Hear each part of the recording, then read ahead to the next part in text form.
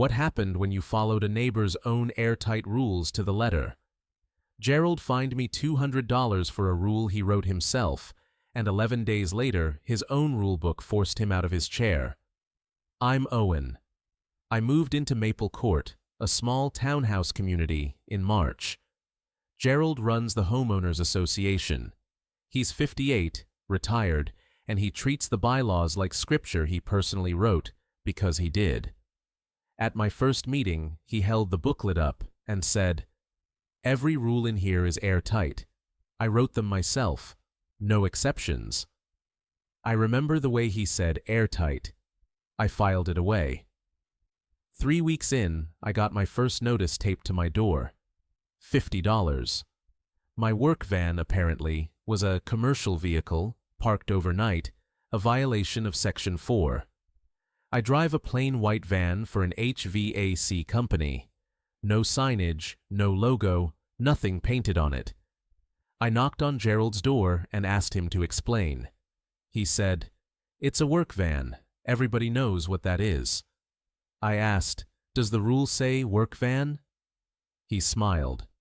"It says commercial vehicle, and I decide what that means." That was my mistake early on. I thought fairness would matter. It wouldn't. So I stopped arguing, and I started reading. I read the whole booklet, 41 pages, twice, and I took notes. Here is what Gerald forgot he had written. Section 4 defined a commercial vehicle, in his own words, as any vehicle bearing commercial signage or exceeding 2 tons. My van had no signage, and it weighed 6,000 pounds. 3 tons is 6,000 pounds. So mine qualified. I wrote that down. But I kept reading, because the good part was still coming. The fines kept arriving. $50, then $100, then a second $100 when I let the first sit. $200 for a rule his own definition disproved. I paid none of it. I just kept a folder, dated, every notice photographed. Then I found it. Section 9, the part nobody reads. Any fine levied against a homeowner must be ratified by a recorded majority vote of the board, entered into the official minutes within 7 days. Ratified, recorded, entered in the minutes. Gerald had been slapping notices on doors alone, off the top of his head, for years. I filed a simple written request. Please provide the minutes ratifying my fines. I sent it certified mail. I kept the receipt, and I photographed it, dated, next to the booklet, open to Section 9. I want to be clear. I didn't invent a single rule. I didn't bend one word. Everything I used, Gerald had typed himself and printed in a booklet he handed to every new owner at the door. 11 days passed with no reply. Because there were no minutes.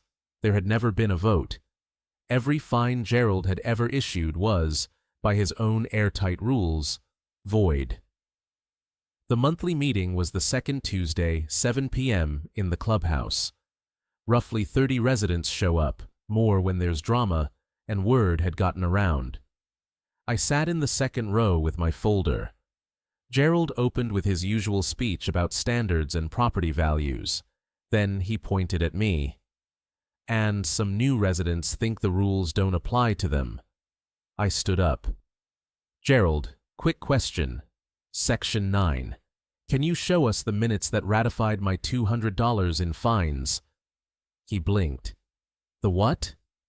I read it aloud, his own words, ratified by a recorded vote, entered in the minutes within 7 days. I asked, was there a vote? He said, I don't need a vote for obvious violations. A woman named Carol, 3 doors down, said, wait, you fined me $400 last year. Was that voted on? Then a man in the back. Mine too. The room turned like a tide. The property manager, a quiet woman named Priya who handled the accounts, flipped through her binder and went pale. There are no ratification records, for any of them. Gerald said, that's a technicality. I said, you told me every rule was airtight. No exceptions. Those were your words. By the rules he wrote, every unratified fine had to be refunded, and a board that issues void fines can be removed by petition at the same meeting. Carol already had a pen out.